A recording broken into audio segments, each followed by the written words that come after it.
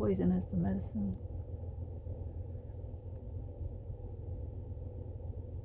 We've all ingested poison at some point, on purpose or accidentally. And we have that experience, the lessons, the information gained from that poison inside of us.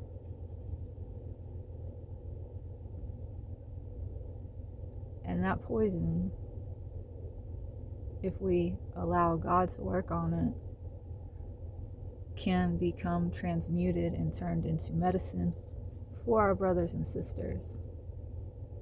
We are all gifts and we are all medicine. Some of us transform and transmute our poison into music. Some of us into paintings. Some of us into dance, into poetry, body work. It goes on and on and on. Our crafts, our passions,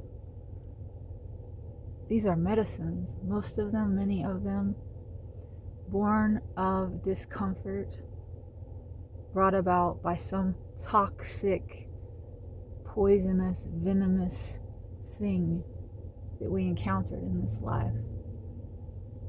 And our nature, our essence is resilience. And our nature and our tendency is to transmute it because we are made in God's image. Now, we can work really hard and try to do that on our own, and it will take longer. Or we can surrender to God and let God do it for us. Either way, it is possible to alchemize. There's always alchemy going on inside of the system.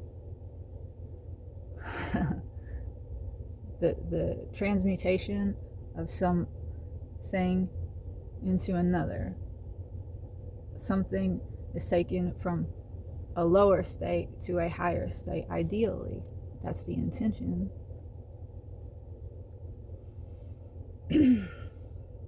When you get bit by a rattlesnake, and that rattlesnake injects its venom into you, you go to the hospital, they give you an anti-venom, which is derived from the actual venom of a rattlesnake. The antibodies that are produced by the venom are the thing that treat the venom. This is why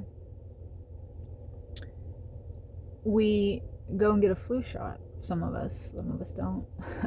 But the idea of a flu shot is that you go and you get a small dose of the flu so that your immune system can encounter that information, that poison, and take that information and guard. The body can then guard itself against future encounters with that virus because it's already seen it and knows what it is. It knows how to deal with it. If you're overloaded all at once, it's harder to do that if the body encounters a large dose of the virus all at once. Okay, this is why it's important to do difficult things every day, to purposely engage in uncomfortable situations and activities. It's like giving yourself micro doses so you can of discomfort, so you can build up your tolerance, so that when you encounter a difficult, uncomfortable situation in the real world, a scenario over which you don't have control or a choice as to whether or not you engage with it, you've already strengthened yourself and built up your tolerance. So this is why we should be inviting God into our lives every day, making time for God, the presence of God, through meditation, through prayer, through stillness, through silence.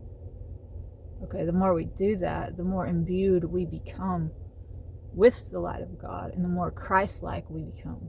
Christ was a man who had fully surrendered to God and was full up to the brim and overflowing with the light of God.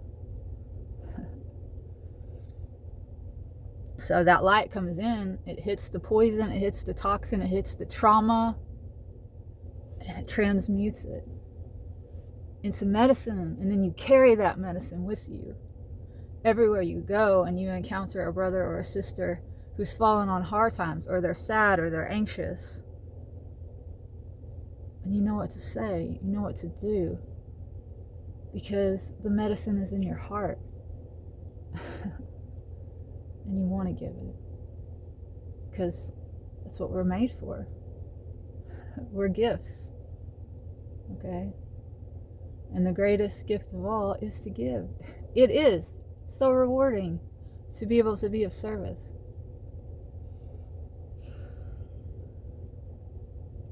So remember, when life throws you curveballs, you can deal with it. God never gives us more than we can handle.